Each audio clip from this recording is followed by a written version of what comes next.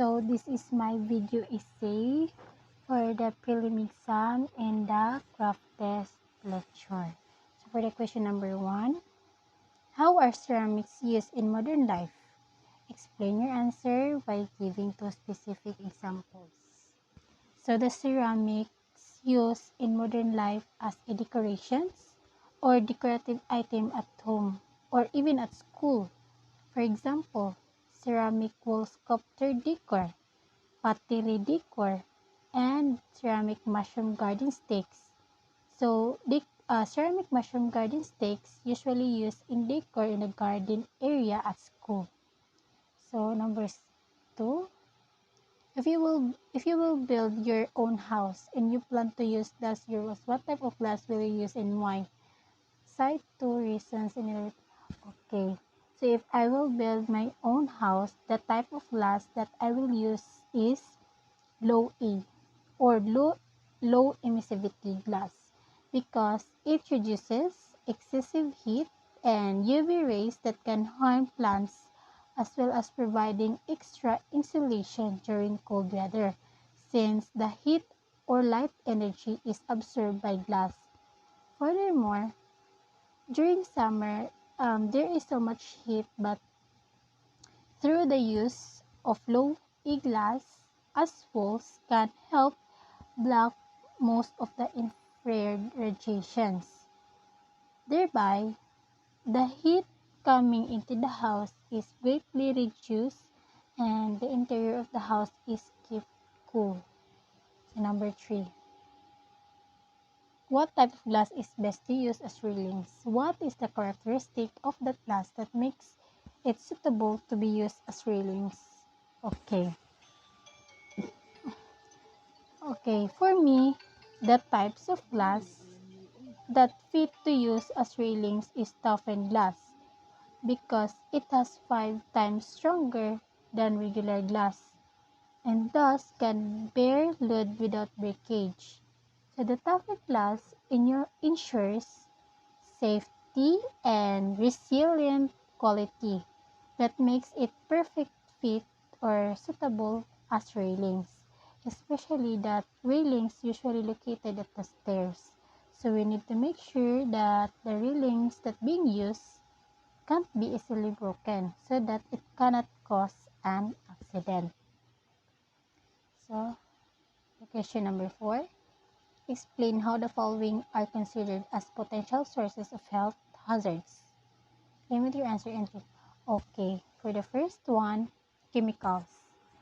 So, chemicals considered as potential sources of health hazards by the presence of the air and thus suffocating when breathing.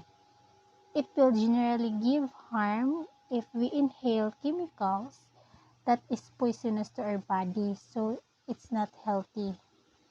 And the second one is animal dusts. So animal dusts considered as potential sources of health hazards because it will give allergic reactions of the skin or in any part of the body because of the exposure of animal dusts. So number 5, as an artist, craft person who deals with textile and fabric crafts, what are the things that you should do to keep yourself safe from the potential hazards in the workplace? Cite 3 precautionary measures and explain it. Okay, so the first one is stay focused and do the right or proper procedure and measures to avoid injury and can be done safely. Don't be in hurry. Make sure to have adequate time when starting to work. Second, make sure all the tools and materials are arranged and have all in one place so that when looking for something, you didn't have to leave when working because the accidents might occur.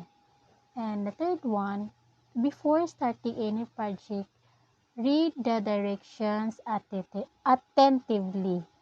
This includes the project's instructions as well as any product labels that may be using. So always pay attention to the labels. Also look for expiration dates. And number 6, let's say that you're in a professional floral designer. You're known to have the talent and skill in making fascinating floral design, and because of that, a certain person invited you to share and showcase your knowledge, talent, and skill about floral design. Alright, so number 1, what principles will you teach to your audience to guide them in making their own gorgeous floral design? Expand. Okay. So, the principles of floral design that I would like to teach to the audience to have them an ample idea on how to make their own bouquet is balance under the symmetrical, because the flowers have the same and uniform arrangement. It's easier for them to arrange the colors and form on the respective side in an equal amounts. Second question. You are requested to make a wedding bouquet. What type of wedding bouquet will you choose to showcase and why? Okay. So the type of wedding bouquet that I will choose to showcase is the pomander bouquet. Because it will have a one-of-a-kind appearance at the end, which will undoubtedly attract spectators' attention.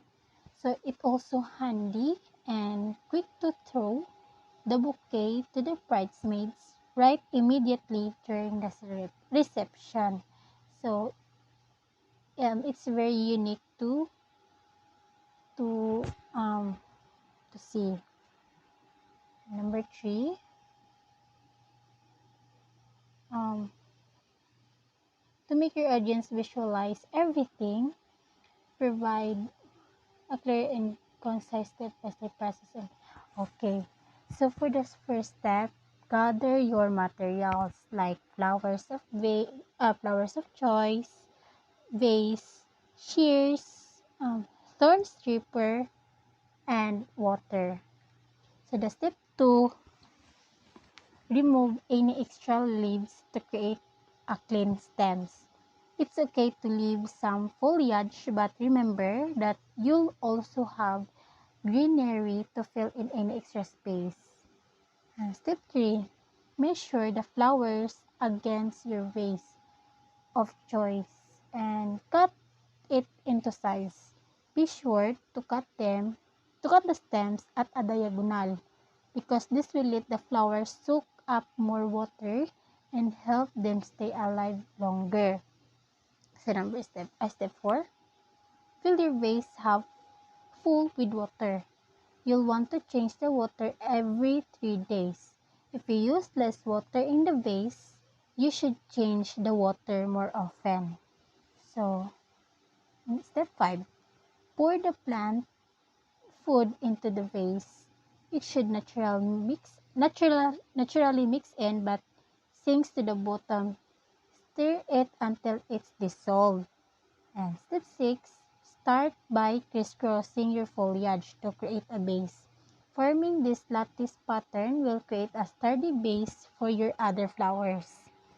Step 7, so add in your focal flowers, making sure they are spread out. The focal flowers are the ones you want to highlight. They may be the most colorful, but the biggest are just your favorites. And step 8, add in any of your secondary flowers. So secondary flowers tend to be smaller and will round out the flower arrangement. And the last one, step 9, rearrange or fill in as needed. Remove any petals that are wilted and adjust the foliage so that it fills in any empty spaces. So that's the step by step process in flower arrangements.